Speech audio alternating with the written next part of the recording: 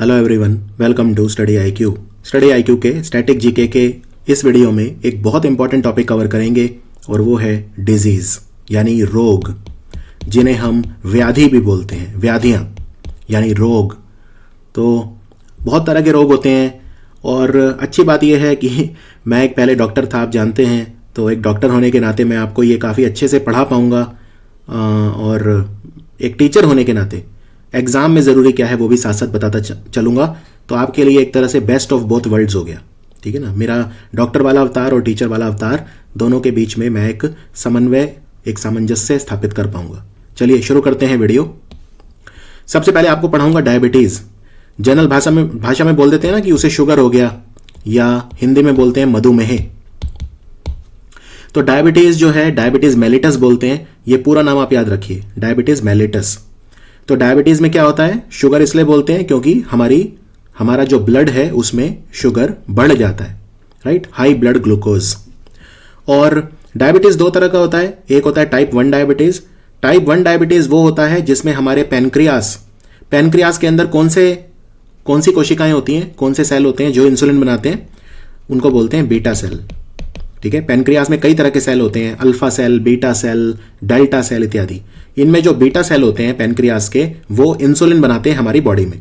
तो इसमें क्या होता है कि ये एक क्रॉनिक कंडीशन है जिसमें पैनक्रियास इंसुलिन नहीं बनाते। बेसिकली ये एक ऑटो इम्यून डिजीज होता है और ये बचपन से होता है। मतलब इसमें जो इंसुलिन है वो हमारी बॉडी में नहीं बनता है, तो हमें बाहर से इंसुलिन लेना पड़ता है, इंसुलिन के इंजेक्शन लेने पड़ते हैं। जैसे आपने क्रिकेट खिलाड़ी सुना होगा वसीम अकरम, उनको टाइप 1 डायबिटीज़ है, उनको बचपन से है। तो ये वाली डायबिटीज़ जनरली बचपन से होती है क्योंकि इसमें पैनक्रियाज में बीटा सेल नहीं होते, तो वो इंसुलिन बॉडी में नहीं बनेगा। टाइप 2 डायबिटीज़ वो होती है जो एक एज के बाद आती है, कई बार 40, 30, डिपेंडिंग ऑन अलग अलग फैक्टर, रिस्क फैक्टर कितने हैं, ठीक है। तो इसमें क्या होता है, हमारी बॉडी में इंसुलिन जो बनता है वो काम नहीं करता, या तो इंसुलिन कम क्वांटिटी में बनता है या काम ही नहीं करता, इंसुलिन की रेजिस्टेंस हो जाती है। तो सिर्फ 10% लोगों में टाइप 1 डायबिटीज होता है, 90% जो लोग हैं उनमें टाइप 2 डायबिटीज होता है। जब हम बोलते हैं नॉर्मल डायबिटीज, मतलब 90% लोगों को टाइप 2 डायबिटीज होता है। तो इसमें इंसुलिन जो है वो काम नहीं करता ठीक से। और टाइप 1 में क्या होता है, इंसुलिन बनता ही नहीं है बचपन से ही।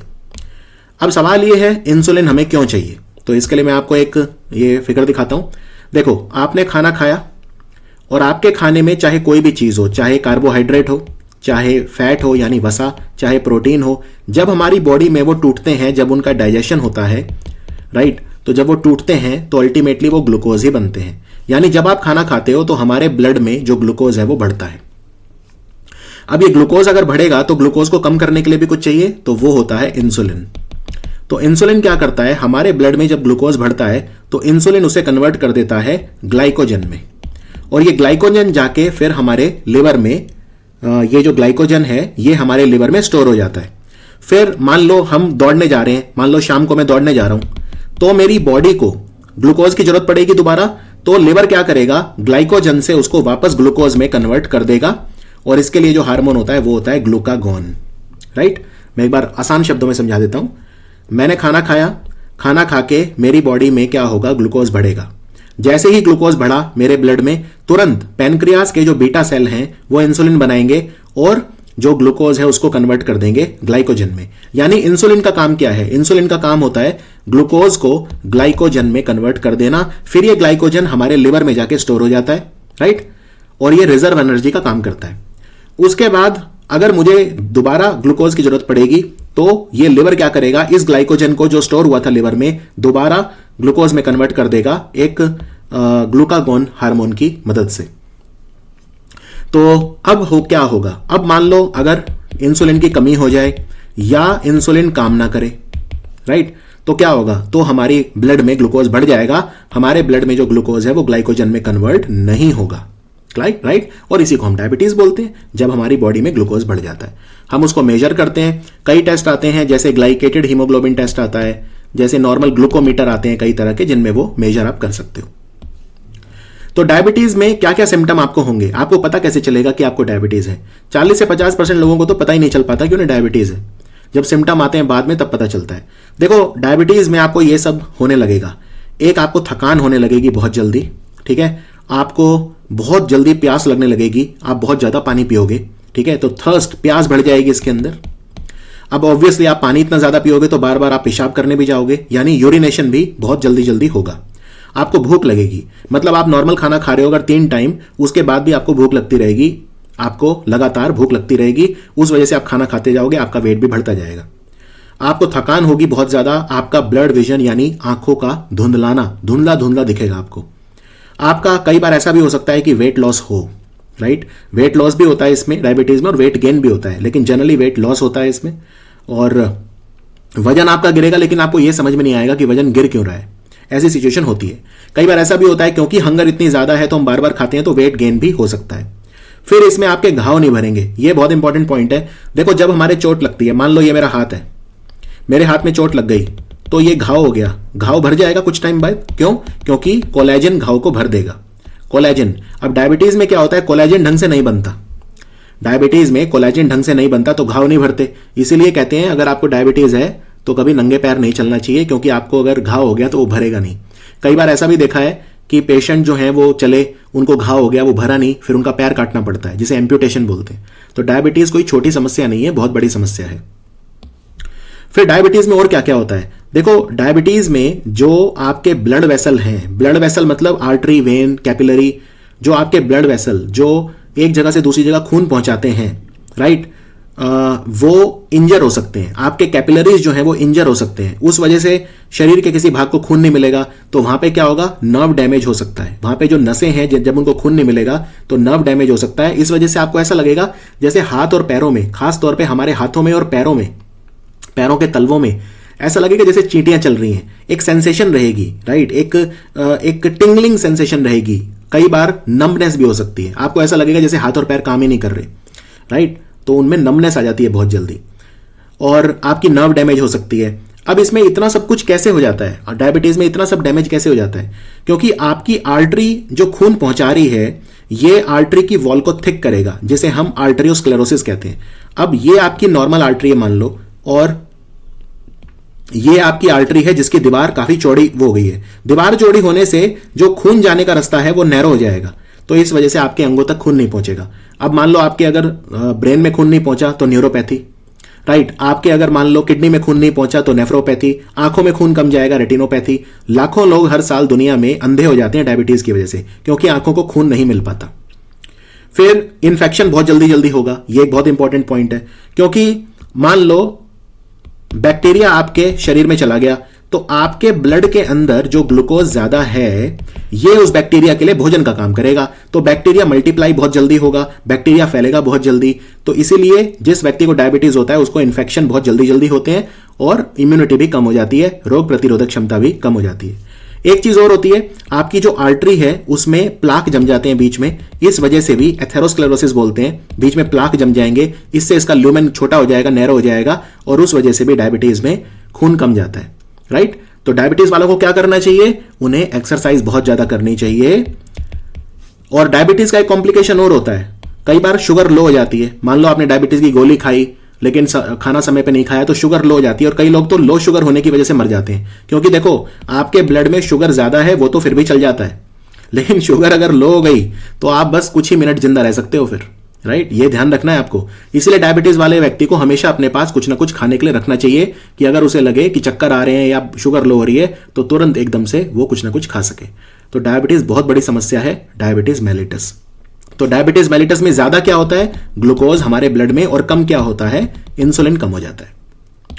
चलिए अब बात करते हैं, मिलता जुलता नाम है डायबिटीज इंसिपिडस। ये वैसे डायबिटीज नहीं है, हमारा जो पिट्यूटरी ग्लैंड है, हमारी बॉडी में सबसे छोटा ग्लैंड कौन सा होता है, पिट्यूटरी ग्लैंड, लेकिन बहुत इंपॉर्टेंट है, ये मास्टर ग्लैंड है, सब कुछ कंट्रोल करता है। तो पिट्यूटरी ग्लैंड एक हार्मोन बनाता है जिसको बोलते हैं एंटी डायूरेटिक हार्मोन, या इसे वैसोप्रेसिन भी बोलते हैं। इसका काम क्या है, डायूरेसिस मतलब होता है पेशाब का निकलना, पेशाब या टॉयलेट का निकलना, उसे डायूरेसिस बोलते हैं। एंटी डायूरेटिक हार्मोन क्या करेगा, पेशाब को कम करेगा, ठीक है। लेकिन इसमें क्या होता है, एंटी डायूरेटिक हार्मोन या वैसोप्रेसिन कम हो जाता है, इस वजह से पेशाब ज्यादा निकलेगा। तो जब बहुत ज्यादा पेशाब आता है डायबिटीज इंसिपिडस में, और शरीर में पानी की कमी भी इससे हो सकती है, ठीक है। तो बहुत ज्यादा डिहाइड्रेशन हो सकती है बॉडी में इसमें, और बहुत तरह की चीजें होती है, इसको डायबिटीज इंसिपिडस बोलते हैं। इसको डायबिटीज मेलिटस से कंफ्यूज मत करना, वो एक अलग चीज है। तो इसलिए मैंने बस यहाँ पे मेंशन किया है आपको कि डायबिटीज इंसिपिडस भी नाम की चीज होती है। डायबिटीज इंसिपिडस में वैसोप्रेसिन की कमी हो जाती है या एंटी डायबिटिक हार्मोन की कमी हो जाती है। अब हम एक एक करके सारे रोग देखेंगे और मैं आपको यह भी बताऊंगा ये बैक्टीरिया से फैलता है कि वायरस से फैलता है, ये बहुत जरूरी है। बॉडी का कौन सा अंग है जो प्रभावित होता है एक रोग से, ये बहुत जरूरी है। तो एंथ्रेक्स की बात करते हैं। एंथ्रेक्स जो है ये बैक्टीरिया से फैलता है, ठीक है, और बैक्टीरिया का नाम है बैसिलस एंथ्रेसिस।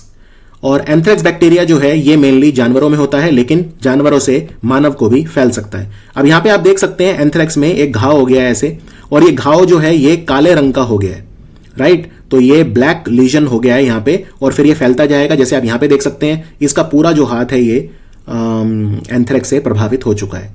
और इसमें त्वचा, हमारी फेफड़े और हमारी इंटेस्टाइन यानी बावल ये अफेक्ट होते हैं, और बहुत ज्यादा डेडली है ये। इनफैक्ट बायो टेररिज्म में भी इसका इस्तेमाल किया जा चुका है। बायो टेररिज्म में ये होता है, ये बैक्टीरिया आप एक सेना जो आ रही है आपके ऊपर, उस सेना के ऊपर फेंक दो तो सेना के जवानों को एंथ्रेक्स हो जाएगा। इस तरह की चीजें भी की जा चुकी हैं। अब बात करते हैं चिकन पॉक्स। चिकन पॉक्स जो होता है, यहां पे आप देख सकते हैं इसमें आपके शरीर पे दाने निकल जाते हैं लाल रंग के, और ये दाने जो होते हैं सेंट्रीपिटल डिस्ट्रीब्यूशन होती है, यानी ये अगर एक व्यक्ति है तो उसके बीच में मिड लाइन पे दाने निकलेंगे, यानी आपके फेस पे, नोज के आसपास और आपके पेट पर, ठीक है। तो आपके चेहरे पर और आपके पेट पर दाने निकलते हैं, फिर वो दूसरे हिस्सों में भी फैल सकते हैं जैसे आपकी कमर के ऊपर इत्यादि। तो चिकन पॉक्स फैलता है वेरिसेला जोस्टर वायरस से। यह बहुत इंपॉर्टेंट क्वेश्चन है अपने आप में कि चिकन पॉक्स किससे फैलता है। वेरिसेला जोस्टर वायरस से फैलता है, यानी कि वायरस से फैलता है, और यह बहुत तेजी से फैलता है। तो अगर किसी व्यक्ति को चिकन पॉक्स हो जाए तो आप उसके पास मत जाओ, बिल्कुल मत जाओ, ठीक है। चिकन पॉक्स में क्या क्या होता है, रेस्पिरेटरी प्रॉब्लम होंगे, मलेज होगा, थकान होगी, आपको फीवर भी आएगा और आपके बॉडी पे दाने निकल आएंगे। तो उतनी डेंजरस चीज नहीं रह गई, दवाइयां बहुत अच्छी आ गई हैं आजकल, लेकिन चिकन पॉक्स अगर किसी को होता है तो हम उसके पास नहीं जाते हैं। और चिकन पॉक्स अगर एक बार हो जाता है तो फिर दोबारा नहीं होता, ना के बराबर चांस रहते हैं कि आपको दोबारा होगा। और कई बार क्या होता है, चिकन पॉक्स का जो वो होता है, जो वायरस होता है यानी कि वेरिसेला जोस्टर, वो आपकी बॉडी में रह जाता है, ठीक है, सुस्ताई हुई फॉर्म में, लेटेंट फॉर्म में, और बाद में वो अपना विकराल रूप दिखाता है। तो उस केस में शिंगल हो सकता है, यानी वेरिसेला जोस्टर री इन्फेक्शन हो सकता है आपको, जिसको हम शिंगल बोलते हैं। तो कई बार पूछ लेते हैं शिंगल किससे फैलता है, वेरिसेला जोस्टर से ही फैलता है। अब हम बात करते हैं एड्स की। लोगों के लिए गुत्थी है, एड्स है क्या। देखो, एड्स एक रोग का नाम है। जब हमारी बॉडी में बहुत सारी चीजें एक साथ देखने को मिलती हैं तो उसे एड्स बोलते हैं। एड्स और एचआईवी में क्या फर्क है, एचआईवी वायरस का नाम है, इसे ह्यूमन इम्यूनोडेफिशिएंसी वायरस बोलते हैं। ह्यूमन इम्यूनोडेफिशिएंसी, इसका मतलब क्या है, इम्यूनोडेफिशिएंसी। इम्यूनोडेफिशिएंसी मतलब हमारी रोग प्रतिरोधक क्षमता कम हो गई। अब एड्स में आदमी मरता कैसे, भाई आपकी बॉडी में इम्यूनिटी नहीं रही। आपके बॉडी में एक सेल होते हैं जिन्हें हम हेल्पर टी सेल बोलते हैं। ये एक तरह के व्हाइट ब्लड सेल होते हैं, यानी सफेद रक्त कोशिकाएं होती हैं, और ये आपको रोगों से बचाती है। अब इसमें क्या होता है, हेल्पर टी सेल खत्म हो जाते हैं, यानी आपकी बॉडी में इम्यूनिटी है ही नहीं, तो एक छोटा सा जुकाम भी जानलेवा हो जाएगा, क्योंकि आपकी बॉडी में रोग प्रतिरोधक क्षमता ही नहीं है, इम्यूनिटी नहीं है। तो ये होता है एड्स में, इसलिए बहुत घातक है। दवाई भी नहीं है इसकी कोई दुनिया में, अभी आज तक तो कोई दवाई नहीं आ पाई। हाँ, कुछ दवाइयां हैं जो टेम्परेरी थोड़ा बहुत रिलीफ दे सकती हैं। कई दवाइयां आती हैं, ज़ेडोबुडीन, लेमिबुडीन, और भी बहुत तरह की 1000 दवाइयां हैं, लेकिन इसका वैसे कोई सफल इलाज नहीं है एड्स का। तो इसमें क्या होगा, एड्स को कैसे पहचाना जाए, आपको एड्स है। देखो, ये डिपेंड करता है आपकी हिस्ट्री के ऊपर। एड्स 3 चीजों से फैलता है, सिर्फ 3 चीजों से। या तो अगर मदर को एड है तो होने वाले बच्चे को प्रेगनेंसी में, राइट, उसको, या अगर आप किसी से सेक्स संबंध बना रहे हो जिसको एड्स है तो आपको एड्स हो जाएगा। सेक्स संबंध किसी भी तरह के, यानी वेजाइनल या एनल कोई भी, या फिर जो है आप नीडल वगैरह शेयर कर रहे हो। जैसे कई लोग ड्रग्स लेते हैं, तो जब वो इंजेक्शन वगैरह लेते हैं ड्रग्स के, तो सेम नीडल यूज करते हैं, तो उसमें एक व्यक्ति ने इंजेक्शन लगाया, दूसरे ने उसी सिरिंज से लगा लिया, तो उसमें एड्स हो सकता है। इसके अलावा एड्स किसी और चीज से नहीं फैलता। और एड्स में क्या क्या होगा, एड्स में वही सब है, मतलब आपकी इम्यूनिटी धीरे धीरे लो होगी।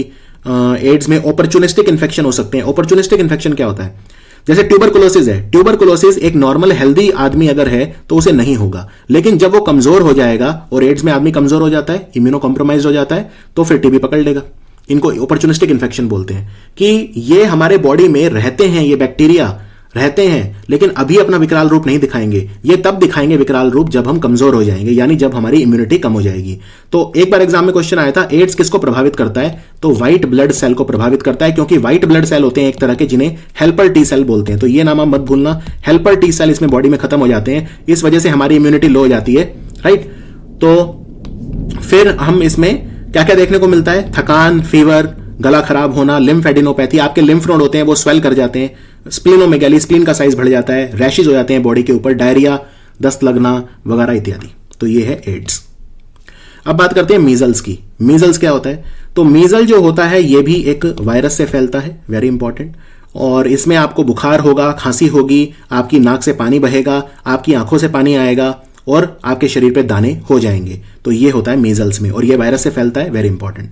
ये हाईली कंटेजियस है। हाईली कंटेजियस मतलब एक व्यक्ति से दूसरे व्यक्ति में बहुत जल्दी फैलता है। जो भी रोग वायरस से होते हैं, एक दो को छोड़कर, वो ज्यादातर वायरस वाले जो रोग हैं वो बहुत जल्दी फैलते हैं, राइट। इसीलिए जैसे आपने कभी सुना होगा मेरा वीडियो वायरल हो गया, तो वायरल क्यों बोलते हैं? ये शब्द वायरस से आया। जितनी जल्दी वायरस फैलता है उसी तरह से मेरा वीडियो वायरल, ये वायरल शब्द वायरस से ही आया है, क्योंकि वायरस वाले जो रोग होते हैं बहुत तेजी से फैलते हैं। तो मीजल जो होता है ये वायरस से फैलता है, और ये जनरली बच्चों में होता है, लेकिन एडल्ट्स में भी हो सकता है। अब जैसे मान लो किसी बच्चे को हो गया, बच्चे ने छींक मारी, वहां पे और बच्चे खड़े हैं तो उन्हें भी हो जाएगा, राइट। तो इसको बोलते हैं ड्रॉपलेट स्प्रेड। ड्रॉपलेट मतलब बूंद।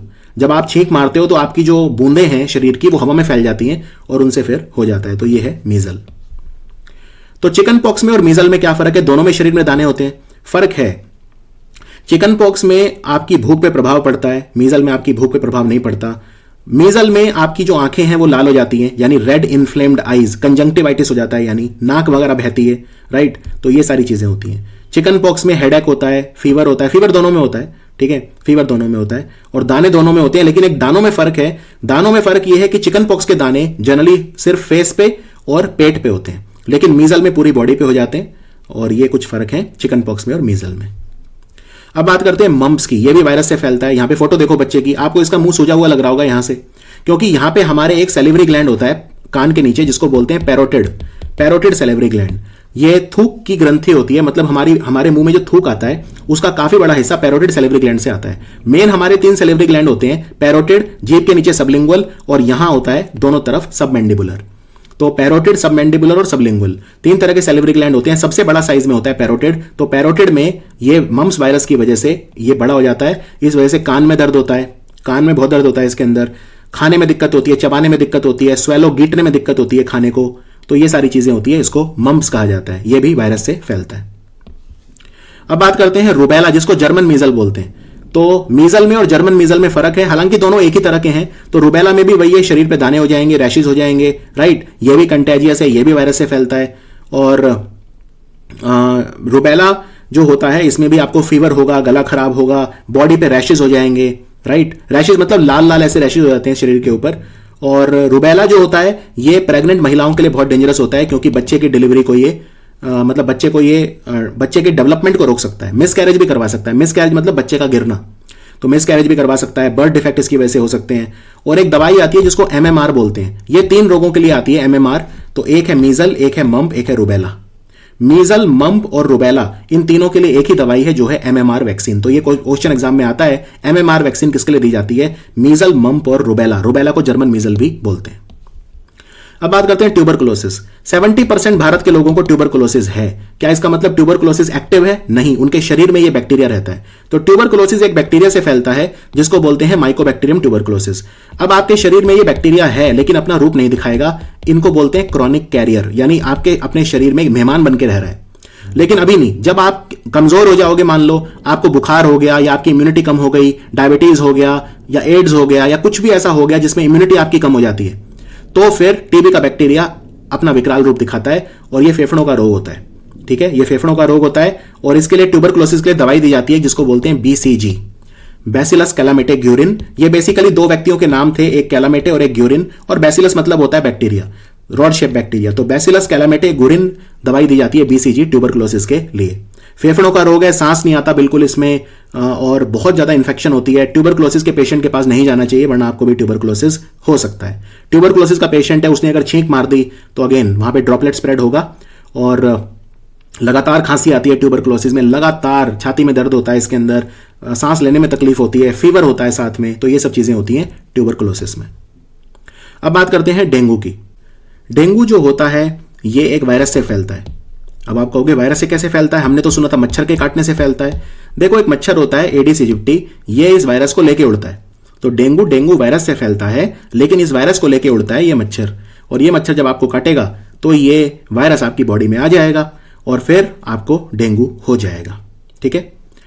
अच्छा, दूसरी बात, ये जो डेंगू है, अब मान लो किसी व्यक्ति के बॉडी में वो चला गया, यानी कि ये एक व्यक्ति है, मान लो इस व्यक्ति को इस मच्छर ने काटा और ये मच्छर अगर इन्फेक्टेड हुआ इस वायरस से तो ये वायरस आपकी बॉडी में आ गया। अब ये वायरस आपकी बॉडी में आ गया, अब आपको डेंगू हो गया, तो आपको इस मच्छर ने दोबारा काट लिया या किसी इस दूसरे मच्छर ने, इसी मच्छर ने, जरूरी नहीं है, एडिस इजिप्टी नाम का मच्छर होता है, इसने काट लिया, तो ये वायरस आपके शरीर से फिर इस मच्छर के अंदर चला गया, यानी ये मच्छर इन्फेक्ट हो गया, फिर ये किसी और को काटेगा, तो इस तरह से ये फैलता है। और मलेरिया भी ऐसे फैलता है। मलेरिया भी जो है एक मच्छर के काटने से, लेकिन वो पैरासाइट को आपकी बॉडी में डालता है।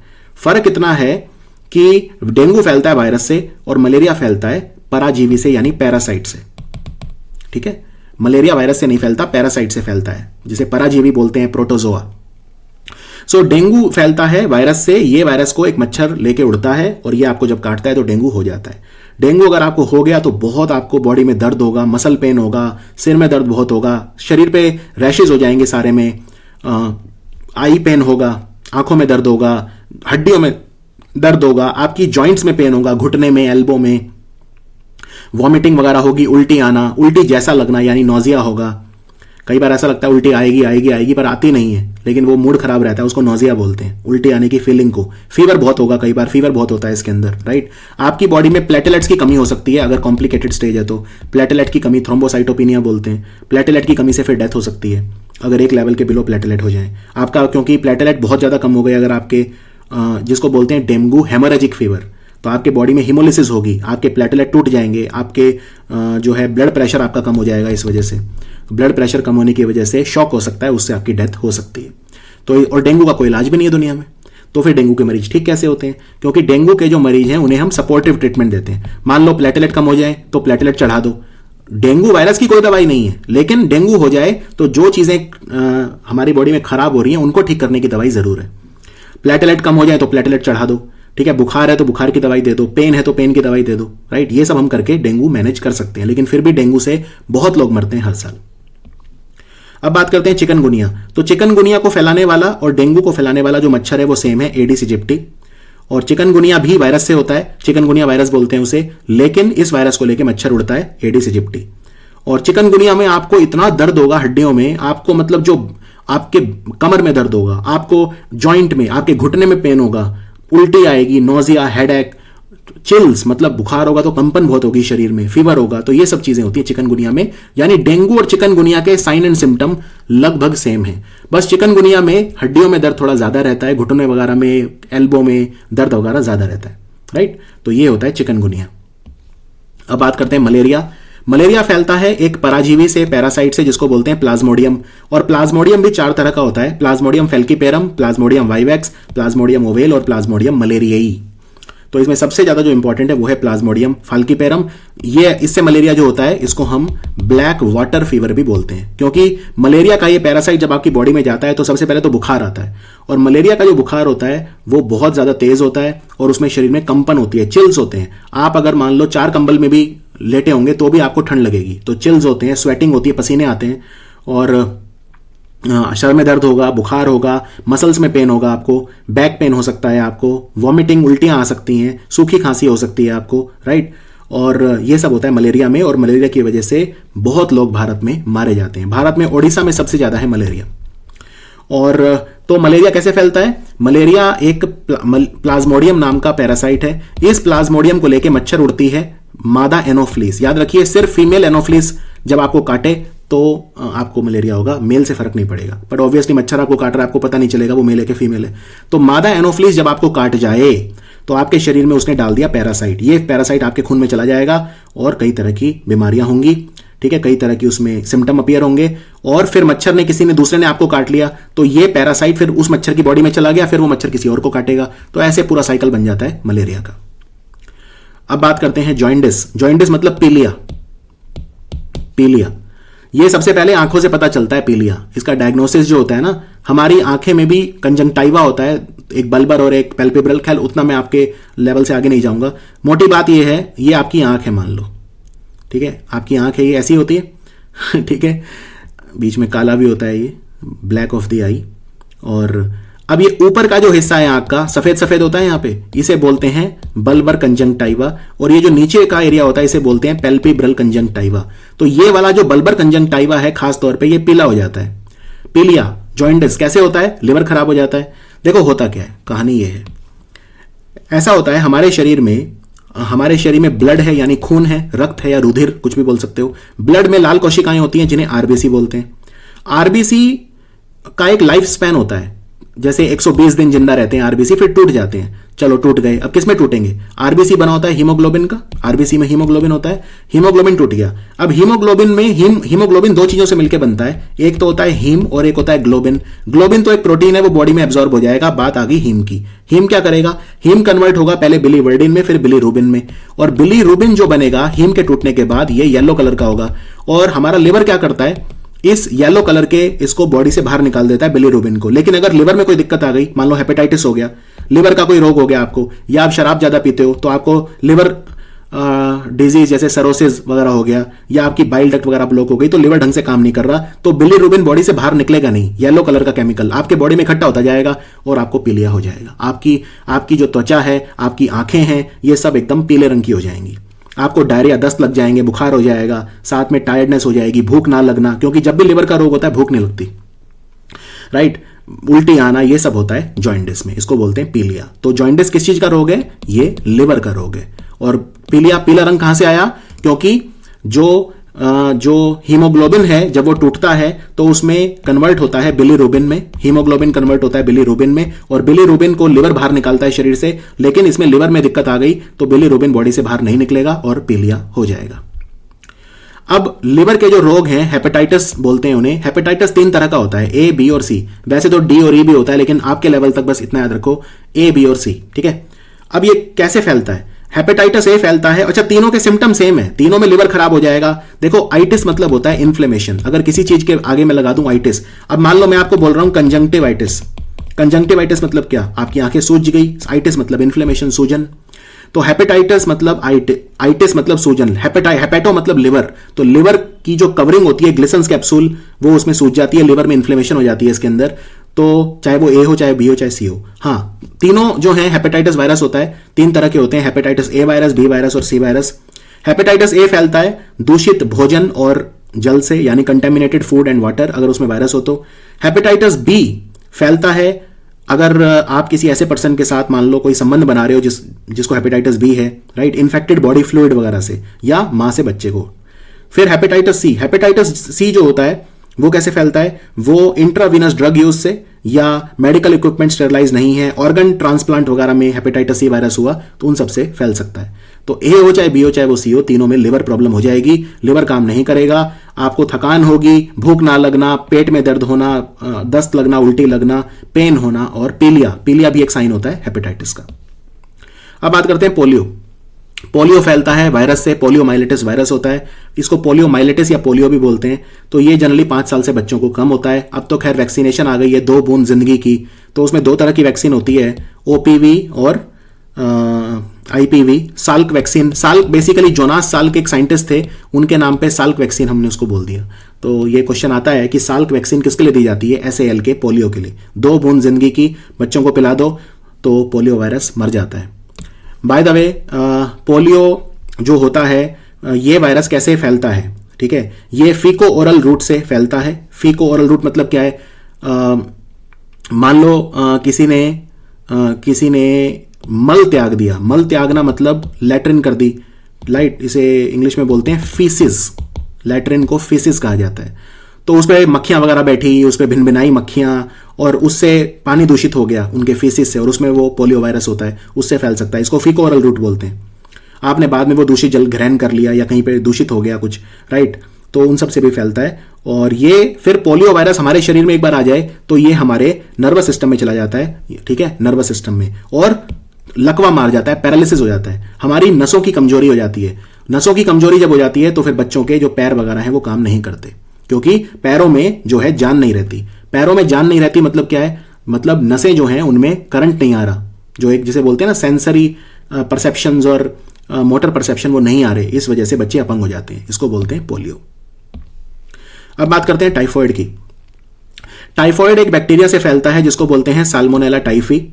और टाइफॉइड का फीवर बहुत तेज बुखार आता है, बहुत तेज, मतलब हिला देगा आपको। एंटेरिक फीवर होता है एक तरह का ये, मतलब आपके इंटेस्टाइन में खाना तो खा ही नहीं पाओगे, आपको इंटेस्टाइन में ऐसा लगेगा आपके जो भी खाओगे तुरंत आपको दस्त लग जाएंगे। पेट में दर्द होगा बहुत तेज, एब्डोमिनल पेन होगा, आपको कंपन होएगी, बुखार बहुत तेज आएगा, उल्टियां लग जाएंगी, आपके ऐसे कुछ कुछ दाने निकल आएंगे, रोज स्पॉट्स बोलते हैं जिन्हें छाती के ऊपर, इन्हें रोज स्पॉट्स कहा जाता है।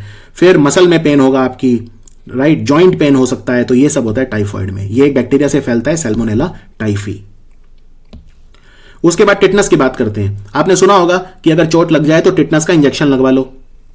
बेसिकली टिटनस का इंजेक्शन नहीं होता, वो एंटी टिटनस का इंजेक्शन होता है। खैर कोई बात नहीं। टिटनस फैलता है क्लोस्ट्रीडियम टिटनी से, बैक्टीरिया होता है क्लोस्ट्रीडियम टिटनी, राइट।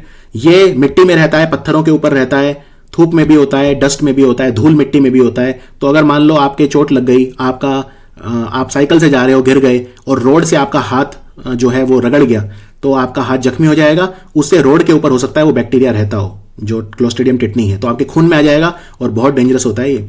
अगर ये आपके खून में आ गया तो ये दो तरह के जहर आपकी बॉडी में डाल देगा। एक का नाम है टिटनोस्पाज्मिन और दूसरे का नाम है टिटनोलाइजिन। टिटनोलाइजिन क्या करेगा? आपके आरबीसीज को खत्म करेगा, हीमोलाइसिस करेगा। और टिटनोस्पाज्मिन क्या करेगा? आपकी बॉडी में स्पाज्म लेके आएगा, राइट। जैसे आप अपनी मुट्ठी बंद करते हो फिर खोल भी तो लेते हो, अगर मान लो बंद करे और बंदी रह गई तो क्या होगा? तो स्पाज्म। समझ में आया? स्पाज्म क्या होता है? Body spasm. आपका जो जबड़ा है वो खुलेगा ही नहीं, लॉक जॉ, एकदम लॉक हो गया आपका जबड़ा, आप मुंह ही नहीं खोल पाओगे। सोचो क्यों? क्योंकि आपकी मसल परमानेंटली कॉन्ट्रैक्टेड है, रिलैक्स हो ही नहीं रही है। तो बहुत डेंजरस है, बहुत लोग मरते हैं। खैर आजकल टिटनस की दवाइयां आ गई हैं, इसको प्रिवेंट किया जा सकता है, लेकिन एक बार टिटनस अगर हो जाए तो फिर बचाना रिलेटिवली मुश्किल हो जाता है। तो अगर आपको कोई चोट लग जाए, कोई जख्म हो जाए, तो आप तुरंत जाके जो है टिटनस का इंजेक्शन लगवा लिया करो। और ये क्या करता है टिटनस वाला? आपके ब्रेन को प्रभावित करता है। तो ये जो टिटनोस्पाज्मिन होता है ना, ये न्यूरोटॉक्सिन होता है, तो ये आपके नर्वस सिस्टम को प्रभावित करेगा, आपकी बॉडी में मसल को कॉन्ट्रैक्ट करवाएगा, मसल रिलैक्स होगी नहीं, खास तौर पे आपकी जो जॉ और नेक मसल है, इसको लॉक जॉ भी कहा जाता है, टिटनस। अब हम बात करते हैं निमोनिया। निमोनिया बैक्टीरिया से भी फैलता है, वायरस से भी फैलता है, फंगी से भी फैलता है, फंगस, कवक बोलते हैं जिसे, उनसे भी फैलता है।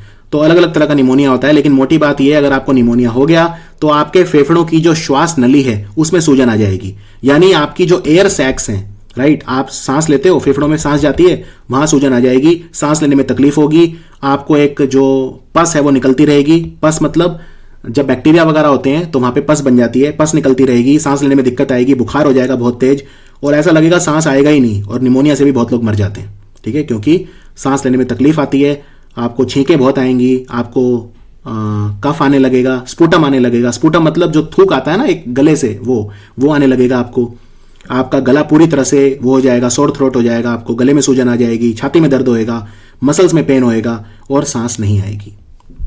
अब बात करते हैं स्मॉल पॉक्स। स्मॉल पॉक्स वाले व्यक्ति की तो शक्ल आप देख भी नहीं पाओगे, इतना भयानक रोग था। खैर अब ये दुनिया से चला गया है क्योंकि दवाइयां आ गई थी। स्मॉल पॉक्स फैलता है वेरियोला वायरस से। इसमें शरीर पे घाव हो जाते हैं, घाव भी नहीं, दाने निकल आते हैं पूरे शरीर पे, और वो दाने फिर चले जाते हैं लेकिन अपने गड्ढे छोड़ जाते हैं।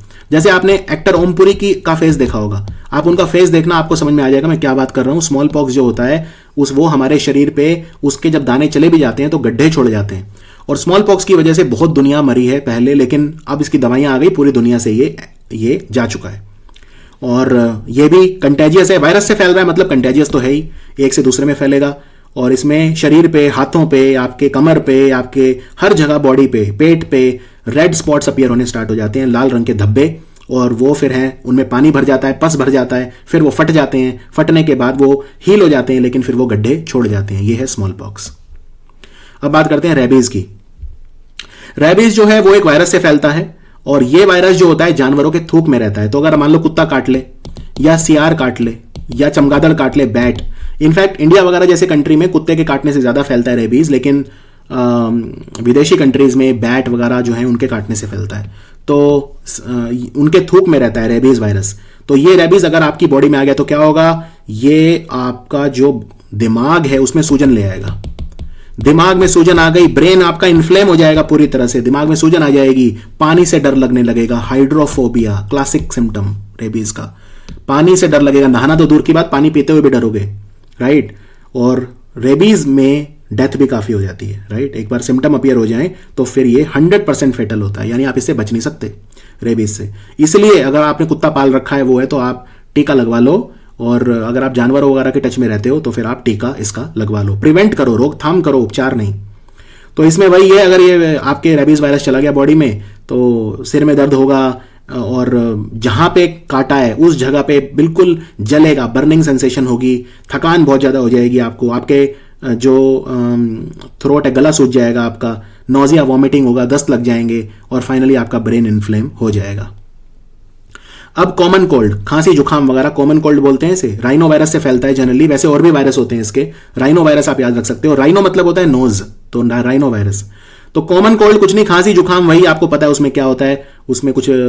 अब समस्या ये है, खांसी जुकाम नॉर्मल तो ठीक हो जाता है अपने आप, 4-5 दिन में, 5-6 दिन में ठीक हो जाता है, लेकिन अगर वो बढ़े तो उससे अब वो जो वायरस है, कॉमन कोल्ड वायरस होता है, राइट, राइनो वायरस है, ये आपके लेकिन इन्फेक्शन फैल सकता है, राइट। तो अगर आपके कान में फैल जाए तो उसे बोलते हैं ओटाइटिस मीडिया, और आपको अस्थमा भी हो सकता है इसकी वजह से। अगर ज़्यादा बढ़ जाए तो आपके जो अगेन फेफड़े वगैरह है उनमें सूजन आ जाएगी, सांस लेने में दिक्कत होगी, एस्थमा होता है, राइट। आपके साइनस में चला जाएगा, साइनस होते हैं ना आपके, मैक्सिलरी साइनस और कई तरह के साइनस होते हैं, तो साइनसाइटिस हो जाएगा, राइट, साइनसाइटिस हो जाएगा। फिर आपके दर्द होगा, चेहरे वगैरह पे दर्द होगा साइनसाइटिस में, बार बार थूक आना, स्पुटम आना, वो आपको निकालना पड़ेगा, सांस लेने में तकलीफ होना। तो ये सब होता है कॉमन कोल्ड में।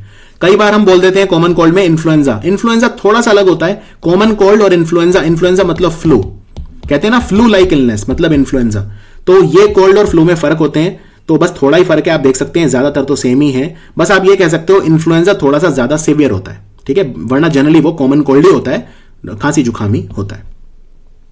लेकिन एक तरह का कफ होता है, खांसी होती है, जिसे हुपिंग कफ बोलते हैं। हुपिंग कफ क्या होता है? हुपिंग कफ को हुपिंग कफ क्यों बोलते हैं? क्योंकि इसमें पेशेंट जो है उसे सांस नहीं आता, तो वो सांस छोड़ने के बाद एकदम से बहुत जोर लगा के सांस लेता है और तब आवाज आती है हुप जैसी, इसलिए हुपिंग कफ बोलते हैं। ये एक बैक्टीरिया से फैलता है जिसे बॉर्डेटेला पर्ट्यूसिस बोलते हैं। ये सब आपको याद रखने हैं कि किससे क्या फैलता है। बॉर्डेटेला पर्ट्यूसिस, तो ये हमारी जो श्वास नली है उसमें सूजन ले आता है, बहुत ज्यादा कंटेजियस है, एक से दूसरे में फैलता है, और इसमें जो खांसी बहुत ज्यादा आती है, लगातार आती है, और खांसी लेने के बाद जब सांस नहीं आता तो व्यक्ति पूरा जोर लगा के सांस लेता है और आवाज निकलती है हुप की, इसलिए इसे हुपिंग कफ बोलते हैं, राइट, हुपिंग कफ। अब बात करते हैं जापानी एंसेफेलाइटिस। एंसेफेलाइटिस मतलब होता है दिमागी बुखार। जब आपका दिमाग सूज जाए, आपके दिमाग के ऊपर कवरिंग होती है कई, उनमें जब सूजन आ जाती है तो उसे एंसेफेलाइटिस बोलते हैं, और इसमें एक है जापानी एंसेफेलाइटिस। एंसेफेलाइटिस बैक्टीरिया से भी होता है, वायरस से भी होता है, राइट। तो जापानीज एंसेफेलाइटिस जो होता है ये वायरस से होता है, और ये वायरल एंसेफेलाइटिस का एक बड़ा कारण है जापानी बुखार। जापानीज एंसेफेलाइटिस इंडिया में, यूपी वगैरह में बहुत ज्यादा फैलता है, उत्तर प्रदेश वगैरह में। और ये जो वायरस होता है जापानी एंसेफेलाइटिस वायरस, ये मच्छर लेके उड़ता है, कूलेक्स मॉस्किटो। तो जो मच्छर है जो इस वायरस को लेके उड़ता है वो कूलेक्स है, और अगर आपके ये बच्चे को काट ले, बच्चों में बहुत होता है जापानी बुखार, तो बच्चों को काट ले तो बच्चों का दिमाग सूज जाता है, और इसमें मृत्यु बहुत कॉमन है। बच्चा कोमा में जा सकता है, बच्चे को सीजर आएंगे, दौरे पड़ेंगे, स्पाजम हो जाएगा, लकवा मार जाएगा, पैरालिसिस हो जाएगा, और फाइनली डेथ हो जाएगी। अब बात करते हैं डिप्थीरिया। डिप्थीरिया जो होता है ये एक बैक्टीरिया से फैलता है जिसका नाम है कोरोनेबैक्टीरियम डिप्थीरियाई। ये बैक्टीरियल इन्फेक्शन है। इसमें क्या होगा, आपके नाक और गले में सूजन आ जाएगी, तो वही सब होगा, सांस लेने में तकलीफ, आपको लगेगा आपका जो दिल है वो बहुत तेजी से दौड़ रहा है, रेसिंग हार्ट, राइट। इसमें सांस लेने में तकलीफ होगी, बुखार आ जाएगा, इसमें आपके जो गला है गले में सूजन आ जाएगी, आपके ग्लैंड स्वेल हो जाएंगे, तो ये सब होता है डिप्थीरिया में। अब बात करते हैं कॉलरा यानी हैजा। कॉलरा जो है बैक्टीरिया से फैलता है जिसको बोलते हैं विब्रियो कॉलरी। विब्रियो मतलब होता है कॉमा शेप बैक्टीरिया, जैसे कॉमा लगाते हैं ना, मान लो मैंने कोई नाम लिखा, मान लो संतोष, तो मैंने कॉमा लगा दिया, तो कॉमा शेप का बैक्टीरिया होता है ये विब्रियो। तो विब्रियो कॉलरी बैक्टीरिया होता है, इससे फैलता है कॉलरा, हैजा। तो इसमें क्या होता है, इसमें मेनली आपको दस्त लग जाएंगे। दस्त लगने को अंग्रेजी में डायरिया बोलते हैं, तो आपको वाटरी डायरिया, एकदम पतला दस्त, बिल्कुल बार बार आप जाओगे टॉयलेट, ठीक है। इसमें अब दस्त लग गए तो दस्त लगने में समस्या क्या होती है, पानी तो निकल रहा है शरीर से, तो डिहाइड्रेशन हो जाएगा, बॉडी में पानी की कमी हो सकती है, डेथ भी हो सकती है, इतना पानी निकल जाएगा कि डेथ हो जाएगी, राइट। और ये विब्रियो कॉलरी से फैलता है। उसके बाद है काला अजर। काला अजर ये एक पराजीवी से फैलता है, पैरासाइट से, लेशमैनिया डोनोवेनी। एक्चुअली वैज्ञानिक का नाम है, एक का नाम था लेशमैन, एक का नाम था डोनोवेन, तो ये बना दिया लेशमैनिया डोनोवेनी। और ये काला अजर जो होता है ये पैरासाइट से फैलता है। तो पैरासाइट से और क्या क्या फैलता है, पैरासाइट से मलेरिया भी तो फैलता है, मलेरिया वाला जो प्लाज्मोडियम है वो भी तो पैरासाइट है। तो ये, लेकिन काला अजहर का जो ये पैरासाइट है, इसे लेके कौन सा मच्छर उड़ता है? ये है सैंड फ्लाई। ये मच्छर नहीं है, मक्खी है इस बार, सैंड फ्लाई बोलते हैं इसे। सैंड फ्लाई इस पैरासाइट को लेके उड़ती है, लेशमैनिया डोनोवेनी को। तो इसमें क्या क्या प्रभावित होता है? हमारा लिवर प्रभावित होता है, हमारा जो स्प्लीन होता है, स्प्लीन जिसे ग्रेवयार्ड ऑफ आरबीसी बोलते हैं, जहां पे आरबीसी जाके स्टोर होते हैं स्प्लीन में, वो, और हमारी बोन मैरो। बोन मैरो हमारी बॉडी में आरबीसी बनाती है, यहां पे प्रोजेनिटर सेल्स होते हैं जो बोन मैरो में, आरबीसी डब्ल्यूबीसी भी बोन मैरो ही बनाती है। हमारी हड्डी के जो अंदर, हमारी हड्डियां खोखली होती हैं अंदर से, ठीक है, तो उनमें वो वाला जो एरिया होता है उसे बोन मैरो बोलते हैं। तो बोन मैरो लिवर और स्प्लीन को प्रभावित करता है ये, और इससे भी डेथ हो सकती है, होती ही है। काला अजहर का अगर इलाज ना हो तो तुरंत इससे डेथ हो सकती है। इसमें आपको बुखार आएगा, पहले वेट लॉस होगा, थकान होगी, अनीमिया हो जाएगा, खून की कमी हो जाएगी, हीमोग्लोबिन की कमी हो जाएगी, और आपका लिवर और स्प्लीन में स्वेलिंग हो जाएगी। तो इसे सैंड फ्लाई फैलाती है, इस पराजीवी को, लेशमैनिया डोनोवेनी। अनीमिया, अनीमिया एक जनरल टर्म है, percentage loss of haemoglobin. Haemoglobin अगर आपकी बॉडी में कम हो जाए तो उसे अनीमिया बोलते हैं। अब अनीमिया के बहुत सारे कारण हो सकते हैं। ए प्लास्टिक अनीमिया, मतलब आपका बोन मैरो जो है वो बोन मैरो काम नहीं कर रहा, तो बोन मैरो आपके आरबीसी नहीं बना रहा। आरबीसी नहीं बनेंगे तो हीमोग्लोबिन नहीं होगा, क्योंकि हीमोग्लोबिन कहां रहता है? आरबीसी के अंदर ही तो रहता है। विटामिन डेफिशिएंसी, जैसे B12 की कमी हो जाए, B12 वगैरह की कमी हो जाए तो उससे vitamin deficiency anaemia. Iron deficiency anaemia, microcytic hypochromic, मतलब आयरन की कमी हो जाए तो iron deficiency anaemia. Sickle cell anaemia, इसमें जो आपके आरबीसी होते हैं वो सिकल शेप के हो जाते हैं, ये जेनेटिक डिफेक्ट होता है सिकल सेल अनीमिया। तो किसी भी कारण से हो अनीमिया अगर हो गया, हीमोग्लोबिन नहीं होगा। हीमोग्लोबिन का काम है हमारी बॉडी में ऑक्सीजन को ट्रांसपोर्ट करना, ऑक्सीजन नहीं मिलेगा, ऑक्सीजन नहीं मिलेगा तो सांस फूलेगा आपका, थोड़ा सा काम करती थकान हो जाएगी, चक्कर आने लगेंगे, डिजीनेस, वीकनेस, फैटीग, बहुत ज्यादा थकान और सांस ना आना, और फाइनली डेथ भी हो सकती है। ठीक है, जनरली डेथ होती नहीं है लेकिन हो सकती है। अब कुछ फंगल डिजीज देख लेते हैं, कवक से कौन से रोग होते हैं। तो ये एग्जाम में आते हैं। एथलीट्स फुट, आप नंगे पैर चल रहे हो, फंगस वगैरह लगी हुई है वहां पे, तो फंगस आपके पैरों में आ जाएगी, इसे टीनिया पेडिस बोलते हैं। एथलीट्स फुट, इस रोग को टीनिया पेडिस। ये कौन सी फंगस से फैलता है? ट्राइकोफाइटोन। तो जिस फंगस से फैलता है उसका नाम है ट्राइकोफाइटोन, रोग का नाम है एथलीट्स फुट। एथलीट्स फुट को हम टीनिया पेडिस भी बोलते हैं, जिस फंगस से फैलता है वो है ट्राइकोफाइटोन। एक रोग और याद रख लो फंगस से, हिस्टोप्लाज्मोसिस। हिस्टोप्लाज्मोसिस भी फंगस से फैलता है। कैंडिडियासिस, ये अपॉर्चुनिस्टिक इंफेक्शन है, मतलब कैंडिडा जो है ये आपको परेशान नहीं करेगा अगर आप हेल्दी हैं, लेकिन अगर आपकी इम्यूनिटी कम हो गई तो कैंडिडियासिस हो जाएगा। कैंडिडियासिस आपको कई जगह पे हो सकता है, आपके पैरों पे हो सकता है, मुंह के अंदर जीभ पे हो सकता है, आप जीभ बाहर निकालोगे आपकी जीभ पे सफेद सफेद धब्बे होंगे, कैंडिडियासिस। आपके हाथों पे हो सकता है, राइट। एक वजाइनल कैंडिडियासिस भी होता है, यानी जो महिला जननांग है, महिला का गुप्त अंग है, उसके ऊपर कैंडिडियासिस हो सकता है, इन्फेक्शन हो जाती है। तो कैंडिडा एल्बिकेंस नाम का जो कैंडिडा है या फंगस है उससे फैलता है कैंडिडियासिस, ये एक फंगल इन्फेक्शन है। उसके बाद टॉक्सोप्लाज्मोसिस। टॉक्सोप्लाज्मोसिस जो है ये भी पैरासाइट से फैलता है, पैरासाइट, पराजीवी। तो ये जो है इसका नाम है टॉक्सोप्लाज्मा गोंडी, टॉक्सोप्लाज्मा गोंडी, और ये दुनिया के सबसे कॉमन पैरासाइट्स में से है। तो इसमें अगर आपने मान लो मांस खा लिया, कोई वो ढंग से कुक नहीं किया, ढंग से पकाया नहीं मांस, तो कंटेमिनेटेड मीट से फैल जाता है। या इन्फेक्टेड कैट फेसेस, बिल्ली जो रखते हैं लोग, बिल्ली का जो मल होता है उसमें से फैल सकता है ये पराजीवी टॉक्सोप्लाज्मोसिस, जो टॉक्सोप्लाज्मा गोंडी है। या अगर महिला को है तो होने वाले बच्चे को फैल सकता है। इसमें भैया बुखार आएगा, दर्द होगा, फैटीग, थकान होगी, हेडेक, लिम्फ नोड स्वेल कर जाएंगे, दर्द, कंजेनिटल वगैरह भी होता है ये। तो ये होता है टॉक्सोप्लाज्मोसिस। अब बात करते हैं हेलमिंथस। हेलमिंथस मतलब होते हैं कीड़े, वर्म, और ये एक्चुअल फोटो है वर्म का। शरीर में कीड़े लग जाते हैं, पेट में कीड़े, बच्चों में तो बहुत कॉमन होते हैं। तो इसमें 3 तरह के होते हैं जनरली, फिलेरियासिस, टीनियासिस और हुकवर्म। फिलेरियासिस फैलता है राउंड वर्म से, राउंड वर्म, राइट। आपने पढ़ा होगा किंगडम एनिमेलिया में, जूलॉजी में प्लेटीहेलमिंथस होते हैं, एशेलमिंथस होते हैं, कई तरह के कीड़े भी बहुत तरह के होते हैं, राइट। मैं यहां पे एनालिडा यानी अर्थवर्म की बात नहीं कर रहा, वो खेती वाले कीड़े उनकी बात नहीं कर रहा, मैं उनकी बात कर रहा हूं जो हमारे शरीर के अंदर रहते हैं। तो फिलेरियासिस जो होता है पैरासिटिक डिजीज होता है, राउंड वर्म से फैलता है। टीनियासिस फैलता है टेप वर्म से, जैसे टीनिया, टेप वर्म भी 2 तरह का होता है, एक beef tapeworm Taenia saginata और एक pork tapeworm Taenia solium. मान लो आपने सुअर का मांस खा लिया या गाय का मांस खा लिया, उसमें कीड़े होते हैं, टीनियासिस फैला सकते हैं, बहुत ज्यादा दिक्कत होती है। कीड़े अगर आपके पेट में एक बार चले गए तो आपको डायसेंट्री हो जाएगी, मतलब आपको बार बार दस्त आएंगे, आपके इंटेस्टाइन में सूजन आ जाएगी, और वो कीड़े क्या करेंगे, आपकी इंटेस्टाइन की जो दीवार है उसे खुरेदेंगे, तो आपको खून भी आएगा, राइट, खून भी आएगा। हिमेटोमेसिस एंड मलीना बोलते हैं उसे, मतलब उल्टी में खून आना, या नीचे से लैट्रिन करते वक्त आप देखोगे उसके साथ खून आना, तो ये सब होता है। तो वो सब भी हो सकता है उसमें। और आरबीसी की कमी हो जाएगी, खून की कमी हो जाएगी, खून इतना निकल जाएगा, उससे भी डेथ हो सकती है। फिर हुकवर्म इन्फेक्शन भी हो सकता है। हुकवर्म भी हमारे इंटेस्टाइन में एक हुक की तरह बैठ जाता है वहां पे, और इस वजह से हमें जीआईटी प्रॉब्लम होते हैं, आयरन डेफिशिएंसी एनीमिया हो सकता है क्योंकि खून इतना निकल जाता है। फिर ट्राइकोमोनियासिस और ट्रिप्नोसोमियासिस।